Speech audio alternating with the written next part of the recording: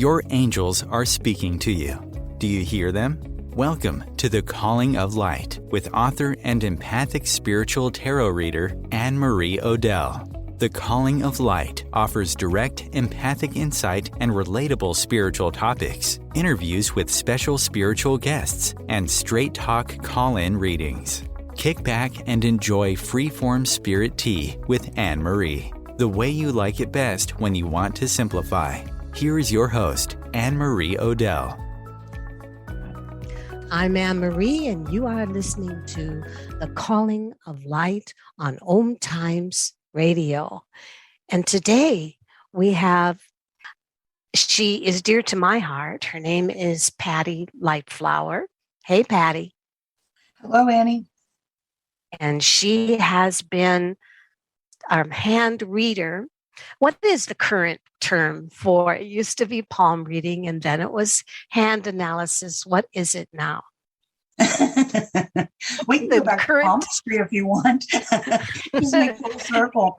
I see. There's chyology, which is really hard to. I have a hard time saying that word, so I'm not even sure if I just now pronounced it right. And so the shape of the hand, what's the other one? There's another form of chiro with it, that how it goes. But hand reading, hand analysis, palmistry. Yeah. And, but the average citizen, if you were marketing, would usually only know the term palm reading. That's what most would know it. But it really is much more than palms, isn't it, Patti? It is much more than palms. You've got the entire hand all the way to the wrist. And then you've got your entire body and all of your reactions to life showing up in your hand. So I've been actually, it's interesting, it didn't come to mind immediately, but I've been calling them data pads. So let's just go with that. Wow, I like that. Because and explain that term. They are really showing not only like our genetics, and our, what we're born with and the environment, how it's affected us, but there's also markings there that are showing how we've stored inside of ourselves different traumas and stress and reactions. And while I'm reading people's hands, and I kind of have fun with this, because people can see it while their hands are being read, the colors will change in different spots, especially in the marriage line. That, people will want to know how many marriages will I have. But what it's really showing is how the marriage or how the relationship or how they are, even if they're not in a relationship, how they would be in a relationship or how their attitude is towards being in a relationship. So while I'm talking about it, if they're upset with someone, usually you'll see brown or blue around that line. And if you start talking about it with them, they think about it. And while they're thinking about it, the feelings surface and it turns red, which is more active or anger. And then if you talk about it a little bit more, they talk about it, it'll sometimes turn white. And that's it's called uncried tears, but also the unexpressed emotions, packed away emotions. And then sometimes after the person has expressed all of that or gone through the different series of feelings, the color goes away completely right then and there, right in front of your eyes. Like the face? Please? Like when people are speaking and their faces get red and their faces get molted if they're fearful, or their faces will turn blue if they're cold, or the face, the texture. So what you're saying to me is not only a data pad, but also how much our hands are just like our faces. Yes. And then we go and have an astrology chart done, and it's the same. I'll be reading people's hands who've had their charts done recently, and they'll play it back to me. I was just told this, and I was just told that. And it'll be almost the same words that I had used to describe their behavior and personality. And that's the planets. That's not our body. But it gives a confirmation that no matter how you look at who you are, there's something showing that pattern that you are. So when you talk, and just so that people are aware where the marriage lines are, Where are those lines? But Little horizontal lines on the side of the hand under the little finger. So right on the base of it, right? On the side of the palm. Yeah, the side base, right? Yeah. And so when you, like, if you look at your palm and you have your fingers all close together, and then you open your fingers and close them, it's usually a crease there that will bend. It'll deepen. You can see it. Not everybody has a marriage line. Most people do. But occasionally there are people with no lines in that space. It's just a big empty space down to the heart line. And what does that mean, Patti? I've noticed it mostly on people. Well, two things. One, there's usually something related to fertility when you don't see it. And the other is not wanting to be owned, not wanting to commit or surrender. And the more faded that line is, would add to that not wanting to surrender in a relationship. Do you think that also comes through on the love line, the top line? Well, I read the heart line as how we show our feelings to everybody, not just in a so you don't so you call it the heart line. And so then a straight heart line, the straight top line, what would that mean? That adds an intellectual aspect. Whenever you see straight lines, there's some kind of a discipline and mental aspect that's come into play. So then you have a logical, grounded, realistic, self-controlled, self-disciplined heart line or emotions. And those people tend to fit well into fields like working in an emergency room, being able to stay emotionally together during a time of stress. Police as well. People that have to stay emotionally calm, emotionally together. But if you don't have a field like that, and that's kind of your heart line, it can be on someone that can be cold as well. People would it be would it be somebody that doesn't necessarily is not demonstrative about their feelings, somebody that not only does not want to be owned, but maybe you accept me for who I am and I'm not going to go out of my way for you type person too? That can be too, because you don't have the heart line going up to the fingers when it's straight. And whenever away from the fingers, there's some kind of taking a distance from being out there, being seen. So behind the scenes energy. Right. And what does it mean when it curls up? Where do you, in the top heart line, where does it usually fall for most people? Most people, it falls just a little bit short of coming to the edge of the palm, just a little bit, and maybe a quarter of an inch. And it just slightly to the inside of the index finger is pretty much the average. The more it goes over to the index finger and under the index finger rising up adds an idealistic way, rose-colored glasses, wanting to see things as they want to see them. Would that be the bad boy lover? Or the person that fixes underdogs, maybe, or something? It would add in being in love with love, being in love with love reality, not seeing the real person, or later seeing them and feeling disillusioned. And then more under the middle finger adds the judgment, the discernment. But there's also kind of a mother hen energy that comes in, which can be possessive or protective or both. But also that person tends to come out as very loving, very caring and giving. But usually there's an there's a motive of they want to be in control. It goes with it. There's always the good, you don't want to say good and bad, but there's always polarities to everything. There's always different sides for things to be expressed. Yes.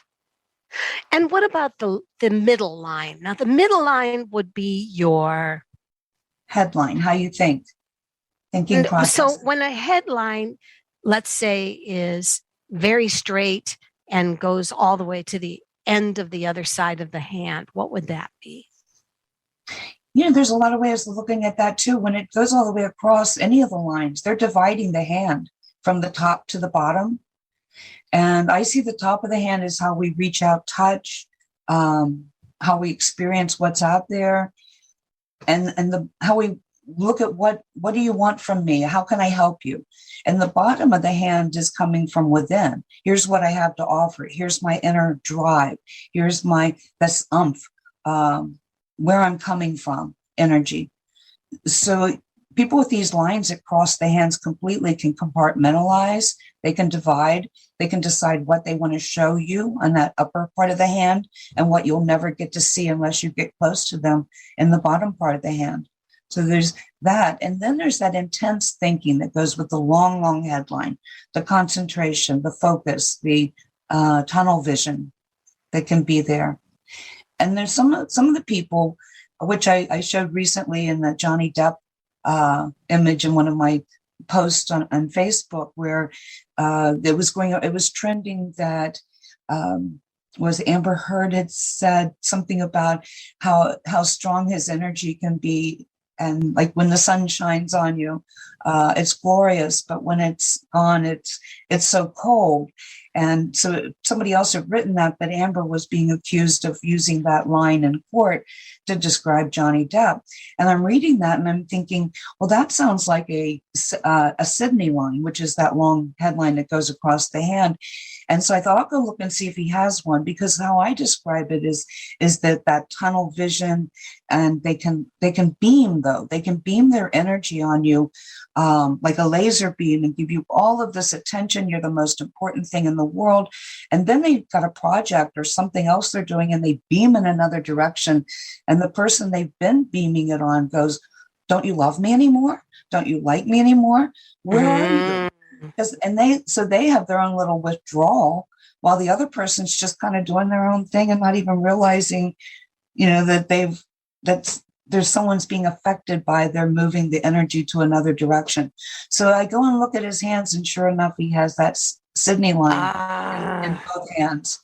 So it totally matches her description of him. So she wasn't messing around. That was who he is. I probably was one of the few people that was giving her some kind of backing, because it seemed like she was being so brutally, I don't know exactly what she did. I didn't follow it that completely. Apparently something that messed with his reputation, but it seemed like she almost got, not even almost, was very much bullied on media. No one took her side. But that's what they do as celebrities, right? Celebrities is an interesting thing, because is that really them? Do they ever get out of acting mode?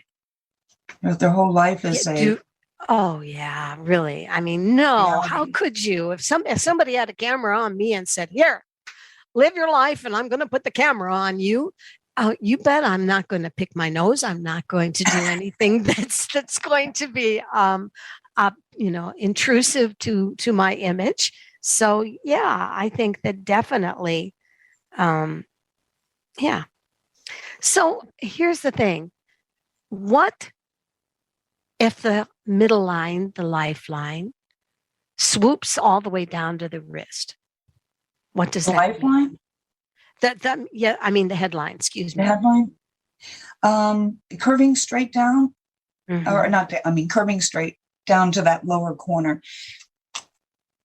Traditionally, it's kind of referred to as people that get depressed easily, but I wouldn't say that if I was reading someone's hand, unless the lines were filled with darkness, dark colors, a lot of brown, yellowish coloring, which would show holding stuff in, leaning more towards a depressed state of being.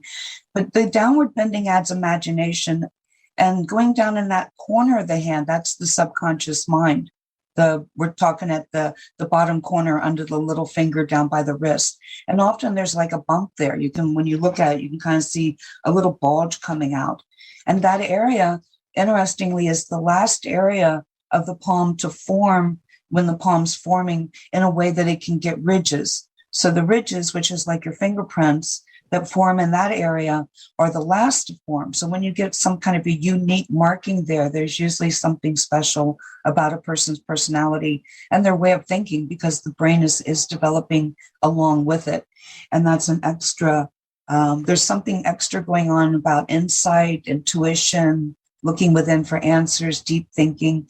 And there's a lot of people out there that don't And want to. I've also heard ADD, that oftentimes the more distracted, an additional dimension disorder, whatever, that can also indicate you have your straight line, that is the people that are, super logically laser focused. So then it would go to stand that also the opposite of it, swooping down, I think could also possibly mean somebody that maybe grew up a little ADD or has possibly attributes of creativity, but also can be one project to another project to another project, and having a hard time to stay focused, perhaps.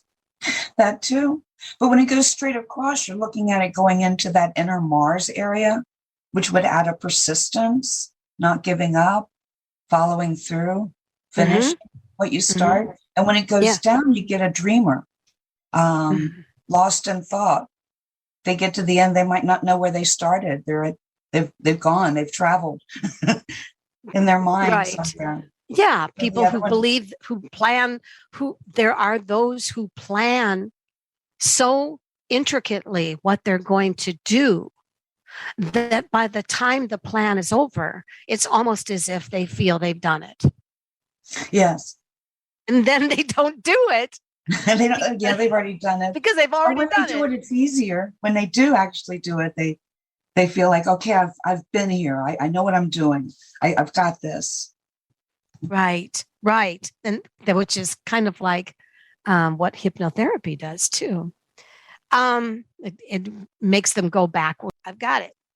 And that behavior would be a straight line energy, straight heart line, straight head line, straightish heart lifeline. Because sometimes the lifeline straight through that area of 20s and 30s, like that first area where it's going down after it curves around over under the index finger and then it aims down. Sometimes you'll see that like super straight.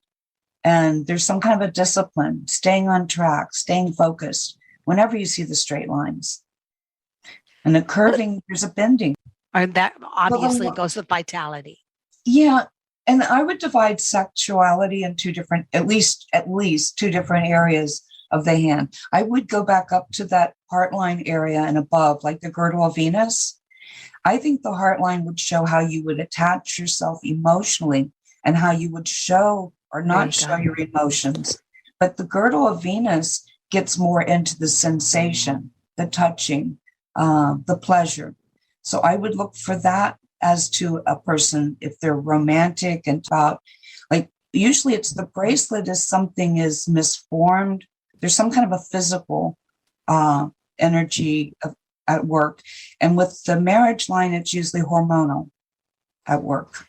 I have heard that back in the Middle Ages or Renaissance era, palm reading was actually seen as a way to be able to tell if a young woman could sire sons or daughters. If the wrist bracelet ran into the hand, there was a tendency that may be birthing problems, where if it was clear and unbroken, then that they felt that may mean someone that could sire children well. Just a thought. I read that once. And I agree. There's something to that. One of the classes, this was years ago, so a very early experience seeing this. I was teaching classes, and there was one time where usually they were every week. So every, I don't know what it was, Tuesdays for 5 weeks. But there was a holiday, maybe like Thanksgiving or something, where it was like almost 3 weeks. Like they think there was like 2 weeks or something we didn't meet. And then finally we met again. So there were several weeks between the getting together with that class. And a woman came in and she had had an emergency hysterectomy during that time period. And it was back at class. And so being able to see her before and after like that. And at both wrists had bruises on them at that first wrist line in that area. And I asked her, is that where they put the IVs? And she turned her hand over and you could see the bruises on the back of her hand where the IVs were. And the wrist lines, she had a hysterectomy and the wrist lines were bruised. Isn't that interesting? It was. That was We're talking digital cameras. Unfortunately, I would have had a picture of it if we had the cameras back then. We're talking to Patti Lightflower, and We will be back. Please tune in. We are going to talk about celebrity palms. Conscious media for conscious minds. OMTimes. Ascending Hearts is no ordinary dating site, but a spiritual dating site with a purpose, to link you with your soulmate. We engineer the serendipity so you can trust that you will attune with someone that has the same matching vibration as you. Ascending Hearts, the conscious dating site for the spiritually aware. Try Ascending Hearts for free. ascendinghearts.com. This is Kathy Beal, host of Celestial Compass, featuring astrology you can use. Celestial Compass points you to what's going on in the sky and what you can do with it down here on Earth. We also explore fun, effective, and cosmic tools for navigating this adventure we call life. Join me the first and third Monday of the month at 5 p.m. Eastern Time for Celestial Compass. It's enlightening, entertaining, and empowering. You came across someone struggling with hunger. How would you recognize them? Would you notice an 8-year-old girl who's not excited for summer break because she may not be having lunch again until September? Or a war veteran who's having a hard time landing a job and getting back on his feet? I am the 1 in 8 Americans who struggle with hunger. I am hunger in America. Hunger can be hard to recognize. Learn why at IamHungerInAmerica.org. Brought to you by Feeding America and the Ad Council.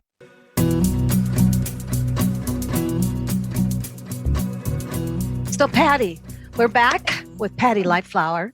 And Patti Lightflower tell me about your, what is it? You were elected as one of 11 top international. That was a palmistry 2021, the 8th Hand Analysis Conference. It was put on by the London School of Astrology, and apparently they do it every year. And I was so honored. I was so honored to be counted in as one of the top palm readers in the world, and I enjoyed very much being able to present. I love that. It was very exciting and very thrilling, and it definitely is a confirmation of all the years of work that I put into it. So that definitely made me feel good. That must have made you feel like you were walking on diamond high heels. Hey, I took this photo of me that's up here that no one can see, that you can see that while I was talking to the guy that was had set it up, like doing that, test talk to see how things come across on the Zoom. And so I was looking happy. Yes. Yeah. Oh, that's when you got that picture? Yeah. So okay, well, that's the one will be on. I felt good about myself. Asking about celebrities, you wanted to talk about celebrities a little bit. Should we start out with Johnny Depp again? Well, yeah, I do have his hand. I did have it pulled up right here. I only have the right hand in front of me, but I thought both of them, as I remember, were pretty similar. And he definitely has that independent, a separate headline that goes diagonal. And it starts late. His headline doesn't start at the edge of the hand. It's almost under the middle of his index finger. And that what does that mean? It can add absent-minded in your head, like thinking and not hearing anyone talk to you, kind of going, oh, what did you say? Or just guessing what the first few words were from somebody that started talking to you. So there's a little bit of an absent-minded appearance. They may not be absent-minded, but they're in their own head. They're thinking. And his heart line was straight or curved up? Looking at the photo that I have, you can see that it curves up, and it kind of curves up towards the middle finger, really, just on pretty much under the middle finger, unless I see a different photo that shows it better. There's like an indentation that goes that way. But he has a darker colored branch that aims down, that touches it looks like it touches the headline. So that's a form of the swan crease. And I'm seeing that more and more and more. When we think of evolution, I think that is something that is coming into like Wow. and Just people. explain where is this again? It's what it is when you have, it's kind of like two headlines. There's a branch that goes over and touches the heart line. And then there's the other headline that's down below. And I see it as a train track thing. One track going to the heart line. If that's the active one, your head and your heart are connected. And there's this passionate, obsessive, everything means everything to you. You have to make it happen. And AOC has What that. is AOC? I'm What is trying to think of her AOC? real name. AOC. What is that? Let me go over and look at one of my last blogs to remember her name. Alexandria Ocasio-Cortez. Oh. The political person. Yes. And she's very energetic, but she has that. There's other people with it. She's not the only one, but there's something with it regarding emotional power. People with that, instead of using logic and reason, they use emotional power. And that seems to be a current trend, is to touch us at an emotional level, to get us to change our politics, our worldviews, how we see things. Did you have a chance to look at Putin's hand? I've seen his hand in the past and probably have images of it. I remember more from memory, his lines are deep. And his kind of show feeling, more the emotional. So maybe like fire, a deep fiery type lines, but not lots of lines. Usually fiery lines have a lot. I would have to fold his hands up. I could do that while we're talking in my famous people folder. Well, it seems to me that he changed so much from being almost an avant-garde into the arts and things like that. And then now it's Alexander the Great wanting to conquer. And I'm just wondering if any of this could have been seen in his hand. I don't know if he's it feels more he's a defender in what's going on right now, rather than the aggressor. I think that there's like a passive aggressive energy with NATO, is how I'm seeing it. Mm-hmm. Mm-hmm. And he's kind of putting his foot down and saying no in a protective sense. But the way it all appears, because he's being aggressively protective, that he's out of nowhere become some kind of a world tyrant attacking the whole world. When I've listened to him in the past, we're told to say, okay, that's propaganda, because he's the one mouthing it. But when I listen to him, he often has this kind of a live and let be. Let us be our country. You go be your country. And we'll just all get along and work together in some way. Well, he kills women and children and old people. Well, I think all countries seem to do that. So we get into, I know, that's true. Finger. Like they're the bad ones. Well, we're doing the same exact thing. That's so true. I try to step away from that, and not use it to judge. Like they're the bad guys and we're not. Mm-hmm. I think if you get into the politics, it's so filled with manipulation and disinformation and propaganda. I think we have to step away from it and not take sides. Mm. And, an interesting thing, you had mentioned, like before we got on air, baby's hands. You mentioned it last night, actually, that we would talk about baby's hands. And yes, do talk about them. Form the major lines start to form well before we're born. 7 weeks after conception, the lifeline starts. So interesting. Why? Yes. I mean, that's so crazy. And the heart line starts to form next at about 11, 12 weeks after conception. And last comes the headline about 13, 14 weeks after conception. So you're getting these major creases, like in that first trimester. By the end of the first trimester, there's these creases that are in the place they're going to be. And I read the distance between the heart and headline what do they call that? The quadrangle. I don't know how to pronounce The quadrangle, yeah. Yeah, there we go. So the distance, if it's really close together, those people are pretty narrow-minded. And and another way of saying it, they have strong preferences. They know what they like. They know what they don't like. They know what works. They want to avoid what doesn't. So they come across as controlling and narrow-minded. And narrow-minded sounds like it's a negative way of looking at it, but there's positive ways of looking through a small telescope. Yes, wanting to see the finer detail, wanting to get to a point. Whereas the wider, I see those as people that say whatever a lot. It doesn't matter to me. Whatever you want to do is fine with me. They may have other features that show after they get started on something. They do have preferences, and they'll bring them up. But in that moment, in that quick moment, when it's a wide distance between those lines, there is this whatever, it doesn't matter. So what we can see before children are born, even if we were able to look at their hands before they're born, is there's a preference there. And the more narrow usually is a more conservative viewpoint, and the wider usually is a more liberal viewpoint. So people are formed pretty much politically.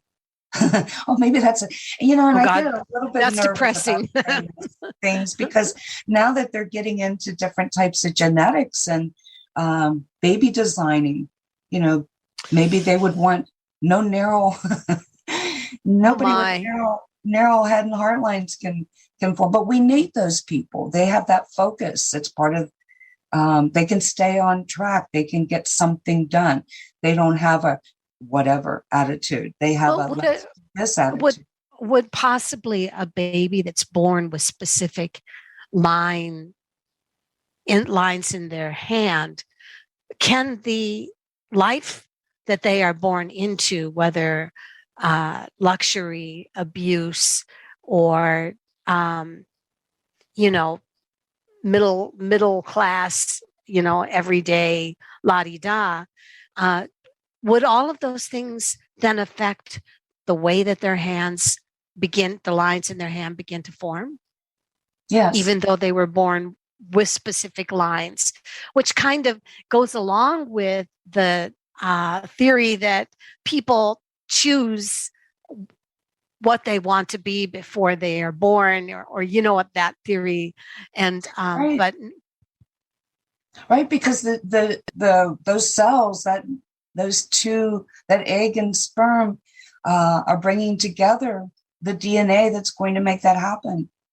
And twins, like identical twins, their hands will be extremely similar. There may be a fingerprint different, or there's a mirroring where one pair of hands, like the other one's got some opposite, like one will have something in the left hand, the other one will have that same feature in the right. But there's still this identical pattern going on. So yeah, who we are. And you know what I've also noticed? Because, I'm also I read hands at Renaissance fairs and stuff, for fun. I'm not like you are. I'm not as good as you are, but it still intrigues people. I have noticed that groups of friends will come into my tent, and how similar a group of friends' hands will be, almost as if you can see the qualities of each person's hand. You can see why those people are friends. Yes. So there's almost a similarity in the map of their hands that draws them together as friends. You see that. And then for us, it's even harder to read them, because we're having to look for something different to tell each person, because otherwise they'll think, well, she just told me the same thing she told me. I know, that's so hard to do. It is, exactly. And I hear myself and I'm going, oh God, they're going to think that I'm just a carbon copy line here. But no, it's like you get 3 or 4 friends and yeah, exactly. Thank you. I'm glad you have experienced that. And I've also experienced with strangers that I will be reading something in someone's hand and I'll say, oh, you're like 1 in 1,000. You almost never see this feature. The very next person that sits down will have it. And I'll say, are you related to that person? They go, no. And I said, well, you better go find them, because you both have this marking. And you should together. But it's so interesting that they found each other. They're in line together. They just didn't realize that they were bumping into each other, right? That's exactly. Rarity. Yeah, somehow isn't I that drew them. strange? Yep, Yeah. exactly. So who are some other interesting people that you can think of that you have noticed their hands, celebrities? I was studying Fosse's hands for a while. Dr. Fosse. Okay, yeah. And maybe I shouldn't go there. I Well, was it's kind of a political thing, you know. yeah, it gets a little There's political. For me, I was, well, one, he kind of hides a little bit, but he does have this nervous thing with his hands, like a pilling, where he will, when he's confronted, when I'm watching him in the videos on like when he's in Congress and being confronted, he's more nervous there. When he's just presenting what he wants to present, he's full of charm and all this. but he can spit out and become very angry when he's yes. A different personality comes out. So then I watched the hands during that time period, and he does a pilling thing with his left hand, and what it is when you take your thumb and your index finger and you start doing, and maybe even the middle finger, and you touch the tips and you start doing circular.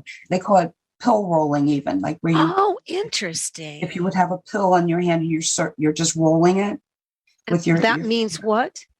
It's a nervous tick, and you can't control it. Like when it starts happening, you don't, unless you put your other hand on top and hold it down, you can't stop it. It's like a tremor of sorts. Okay.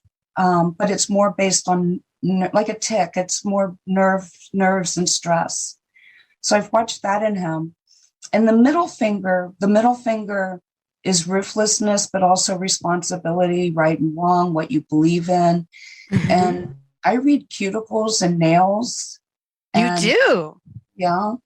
Well, when you're in the cuticles and nails, you're in current. You're looking at last 6 months of a person. Oh, okay. And tell me about that. The stresses. What does the cuticle mean?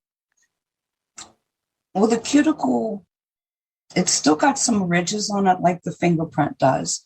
So there is a sensation there that you would have that you wouldn't have on, like when you get out of that skin that's ridged. There's extra touch sensors there. So people will calm themselves by, they call it hand pleasures, by either biting on the cuticle, pushing it back with their other hand,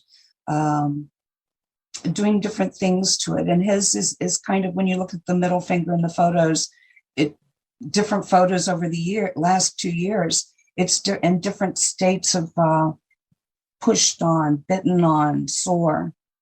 So there's something going on there that caught my attention. And I read this book about psychopaths, and he's a psychopath. And the qualities that this author and this book on psychopaths gave matched the qualities of the mounts under the fingers, like leadership. We would see that more under the index finger, and the ruthlessness is what he came up with. And I realized that is the opposite of responsibility. And then communication, our little finger. And I also see those in paws. I think those same energies are in the paws of animals. And it's part of that empathy of surviving as part of a tribe, or a pack animal. Yeah.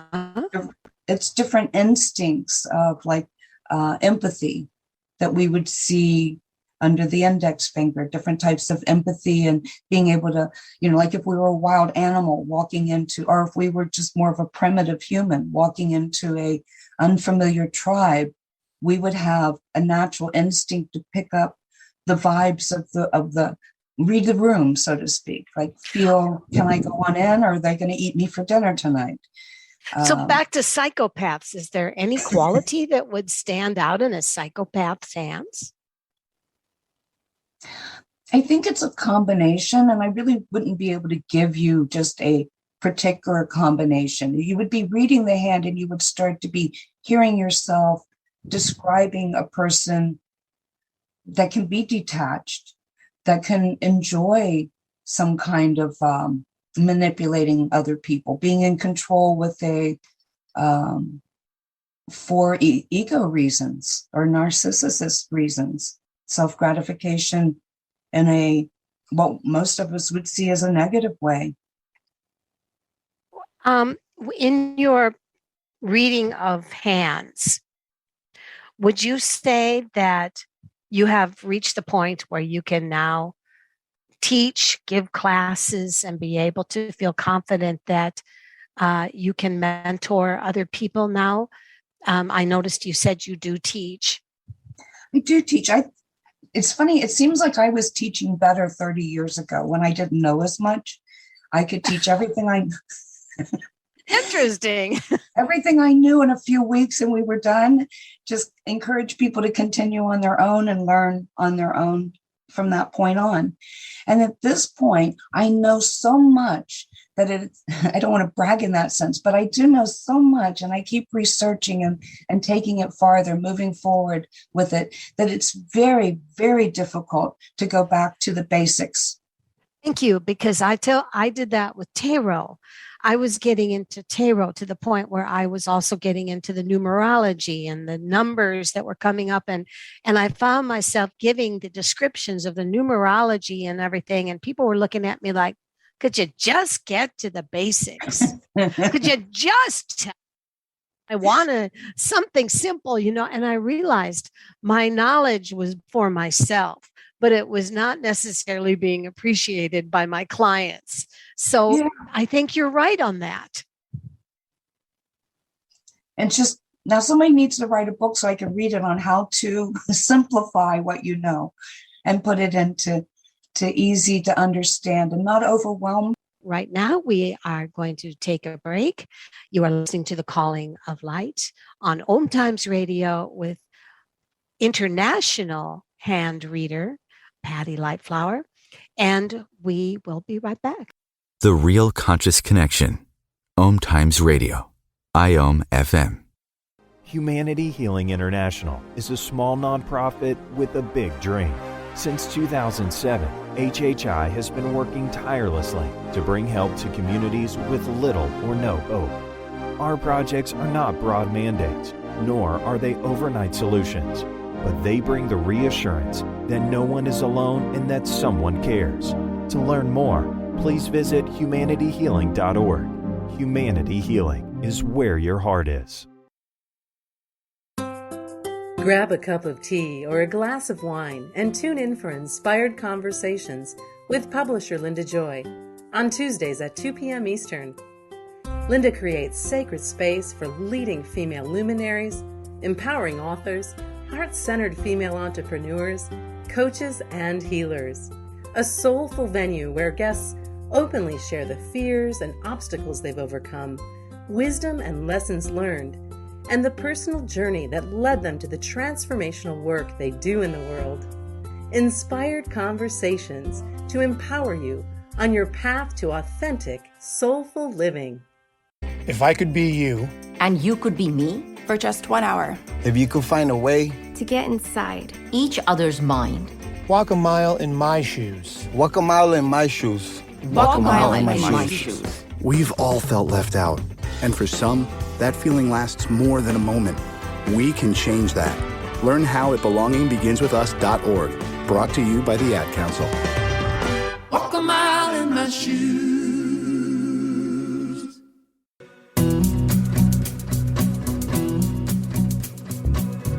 And we're back. So today's guest is Patti Lightflower. She is an international hand reader. She has had discussion today on everything from the birth of children, their hands and the characteristic lines of their hands, and how we can read our own hands and see the qualities of and the personality types of the headline and the heart line and the lifeline, and how millennials seem to start almost a a new kind of hand that is emerging for palm readers. We also discussed Johnny Depp, and we discussed how even psychopaths, and we discussed Dr.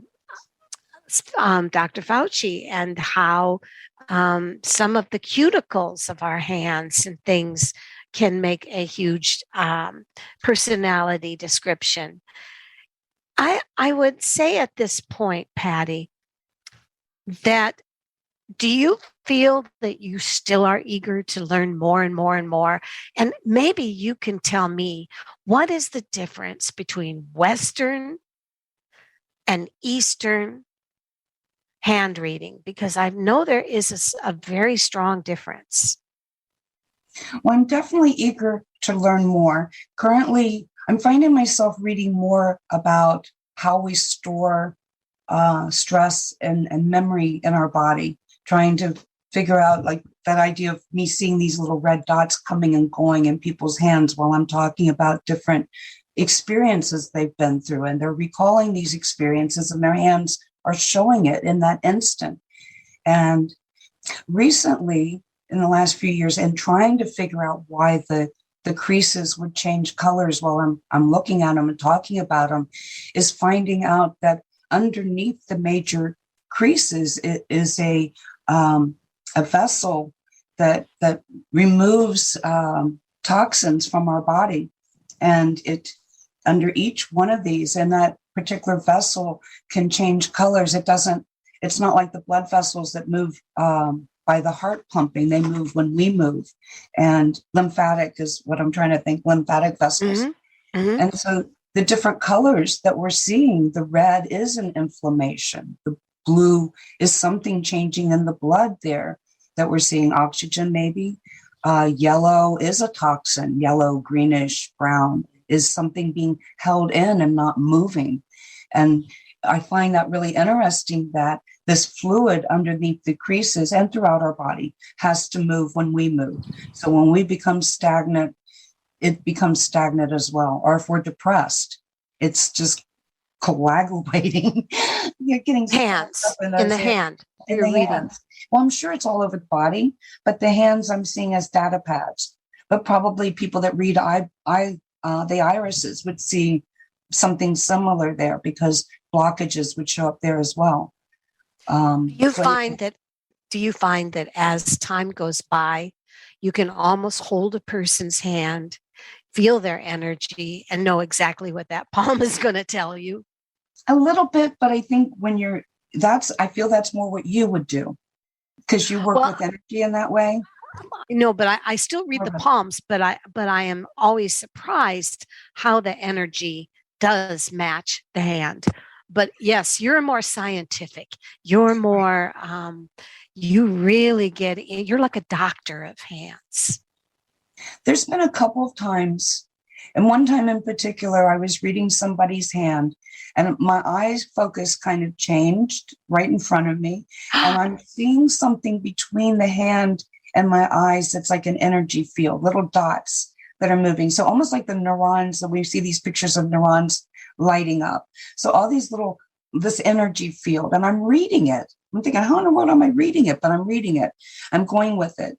And after that never happened again in that way. After that, I got more into the science, and I think I burst the bubble on that.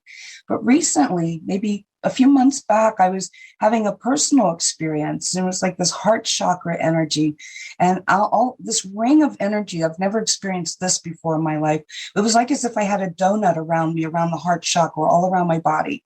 And I literally could see it. It was pink and gold and sparkly. And I'm looking at it like, it's real. I see it. And then I was feeling all this energy too. So it was radiating from me. And then as I'm staring at it, that energy left and it faded away.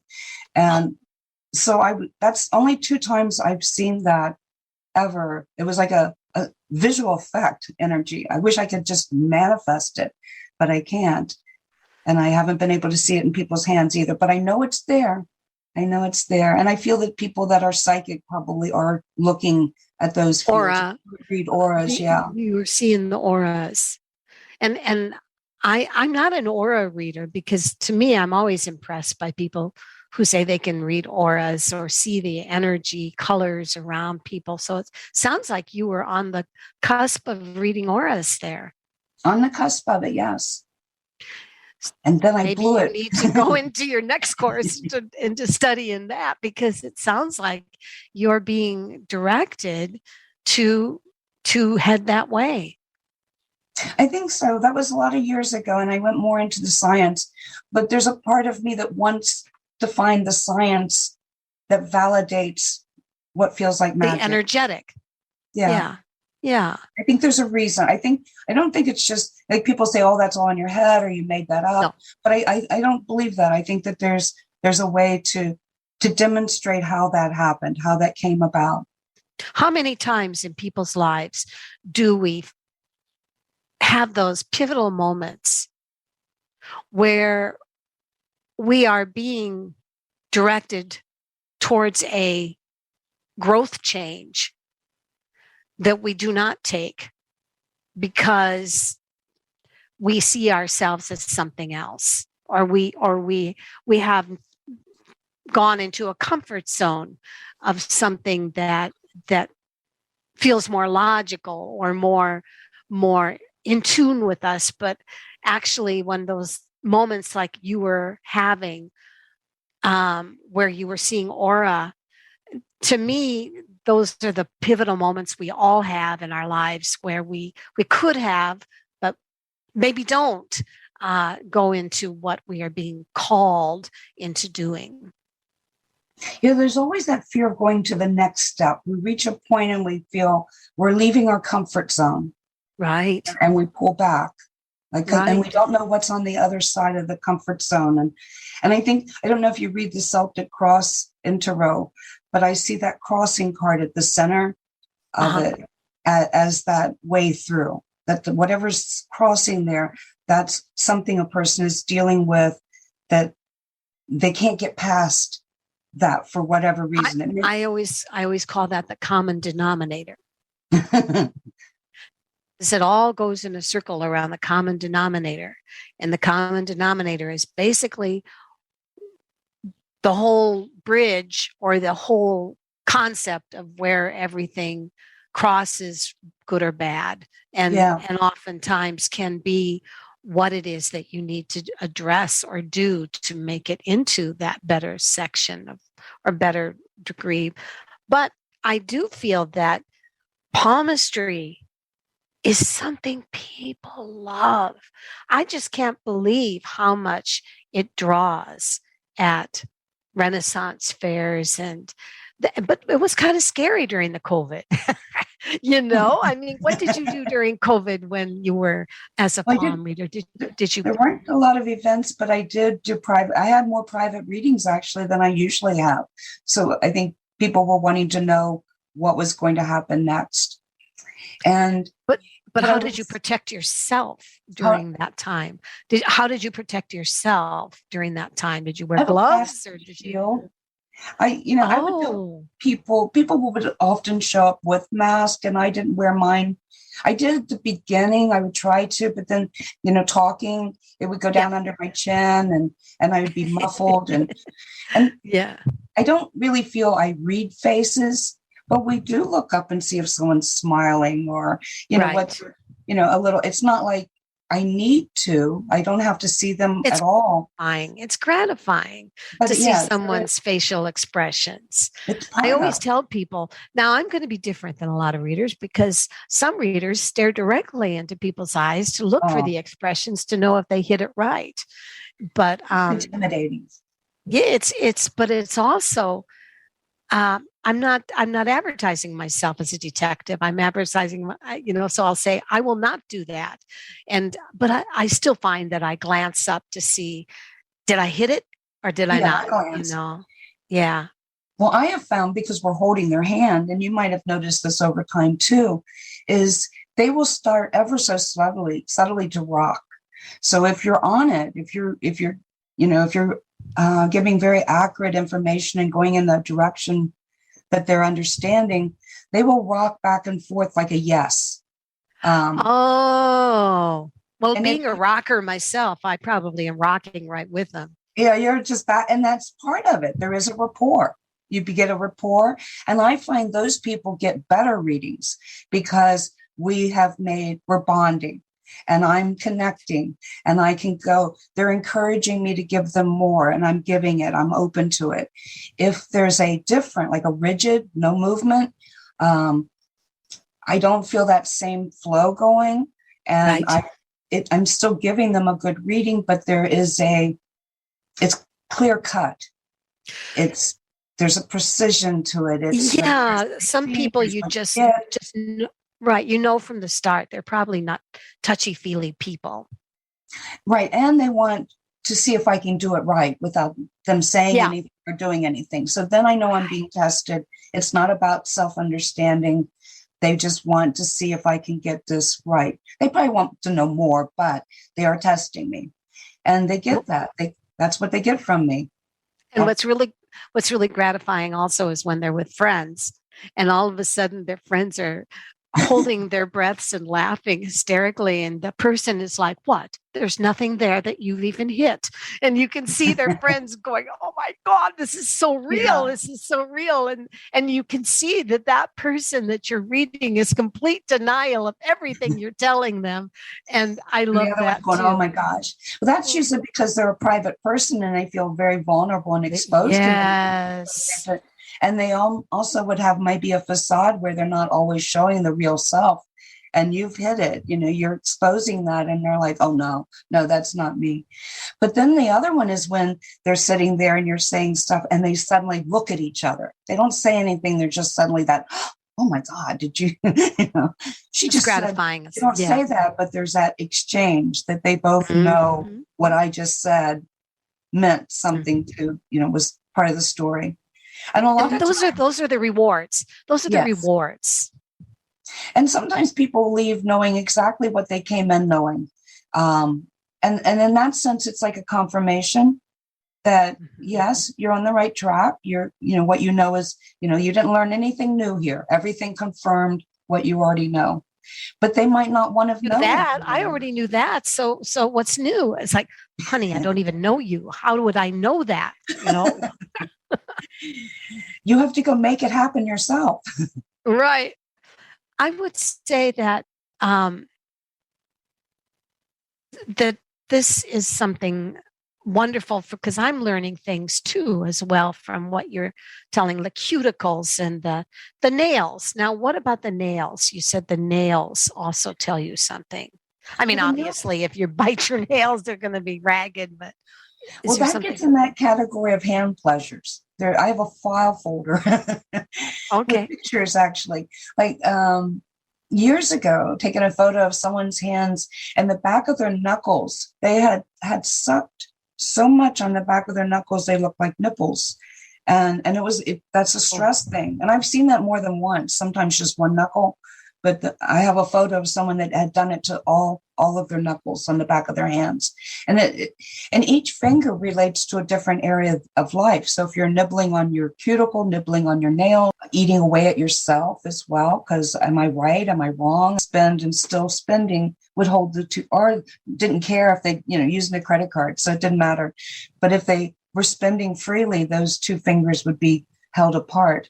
And I remember reading something about if you were trying to sell something, and maybe it was more about body language rather than palmistry, but if you were trying to sell somebody something and those two fingers were closed, they weren't buying it. And if those two fingers were open, they were more willing to buy what you were selling. And that could be and what is your website, Patti? It's ireadhands.com. And most of my information now is at the blog. So I would do ireadhands.com/blog, or just go to the first one and click on blog. Because most of my articles and different kind of like educational information is there. Thank you so much for being a part of OMTimes Radio at the Calling of Light.